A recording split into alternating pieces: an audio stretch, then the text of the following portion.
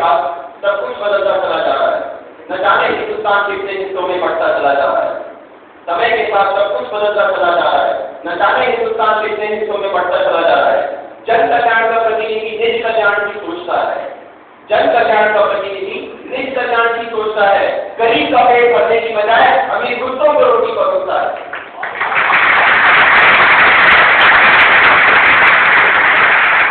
जन कल्याण का प्रतिनिधि निज कल्याण की सोचता है।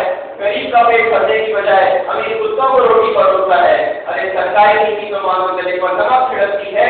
मध्याह्न भोजन जैसी अव्यवस्था ना जाने कितने ही बच्चों के जीवन में चलती है। सरकारी नीति मानव गले पर नमक छिड़कती है। मध्याह्न भोजन जैसी अव्यवस्था ना जाने कितने ही बच्चों के जीवन निकलती है। न जाने नेता देश को किस ओर ले जाना चाहते हैं और हम कब तक उनकी मंशा पा पाते हैं। अभी तो बस सब कुछ लुटता चला जा रहा है।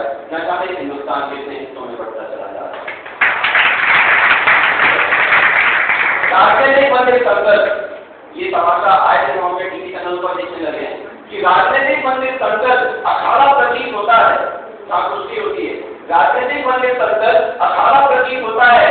सांसदों का ज्यादातर समय छीटाकशी में व्यतीत होता है।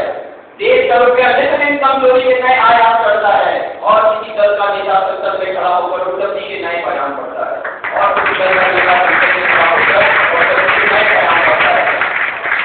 हमारे देश में 29 राज्य हैं। 29 राज्यों में देश के टुकड़े किए गए हैं। शायद ये विकास कार्यक्रम है जो पूरे किए गए हैं। जो कांग्रेस वाले हैं उन्हें पता होगा कि जितने राज्य बनते चले जाएंगे शुल्क उतने ही बढ़ते चले जाएंगे। 29 राज्यों में देश के टुकड़े किए गए हैं। शायद ये वो विकास कार्यक्रम है जो पूरे किए गए हैं। नाना प्रकार के शुल्क लगाए जाते हैं। न जाने कितने ही मध्यवर्गी का रोज रुलाए जाते हैं। न जाने कितने मध्यवर्गी का रोज रुलाए जाते हैं। आपको ये लगने लगा है भारत कोई देश नहीं बल्कि जिलों, राज्यों और क्षेत्रवाद का जमघट हो, जहाँ हर नेता, हर नागरिक अपने मतलब की बात करना चाहता है और भारत माँ के चलते दिल पर अपनी रोटी सेकना चाहता है और भारत माँ के चलते दिल पर अपनी रोटी सेकना चाहता है। हम आत्मविश्वास भी कम नहीं है, केवल नेताओं को सोचना नहीं है। अब तो किस्मत भी हम पर हंसने लगी है। शिक्षा तो मानो जैसे बाजारों में बिकने लगी है। अब तो किस्मत भी हम पर हंसने लगी है। शिक्षा तो मानो जैसे बाजारों में बिकने लगी है। निर्माण शिक्षा तो देश में नया धंधा बना दिया है। धन के लोग ने शिक्षक को भी अंधा बना दिया है। धन के लोग ने शिक्षक को भी अंधा बना दिया है। न जाने कहाँ हो गए हैं हमारे संस्कार। ये मैं बैठे यहाँ युवा दोस्तों के लिए बोल रहा हूँ। न जाने कहाँ हो गए हैं हमारे संस्कार। इंसान का इंसान के प्रति प्यार, माँ बाप को समाज सेवी संस्थाएं पार नहीं है। न जाने देश की युवा के इसी लोग कर्मियों न जाने कहाँ हो गए हैं हमारे संस्कार। अपनों का अपनों के प्रति प्यार, माँ बाप को समाज सेवी संस्थाएं पार नहीं है। न जाने देश की युवा के इसी लोग कर्मियों के झंडे गाड़ रही है। अब तो समाज ही समाज की परिभाषा बदलता चला जा रहा है। न जाने हिंदुस्तान कितने हिस्सों में बढ़ता चला जा रहा है। न जाने हिंदुस्तान कितने हिस्सों में बढ़ता चला जा रहा है। भारत जो था शायद अब नहीं है। राष्ट्रवाद और एकता शायद ही अब कहीं है। कोशिशें तो बहुत भी होती हैं मगर अफसोस की मानसिकता अब भी वही है। लेकिन ईश्वर यही था और नहीं है। ईश्वर को ढूंढने कहीं मत जाइए क्योंकि वो अभी है और यही है। हमें कहीं जाने की जरूरत नहीं है।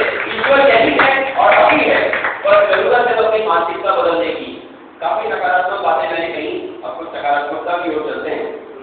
योजनाओं को दस्तावेजों में मत दबाओ। योजनाओं को दस्तावेजों में मत अपनाओ। कुछ ऐसी नीति बनाओ कि भारत देश आगे बढ़ सके। हमें उम्मीद अपने सिर्फ युवा पीढ़ी से है। आशा की एक किरण इस युवा पीढ़ी में दिखती है। आशा की एक किरण इस युवा पीढ़ी में दिखती है।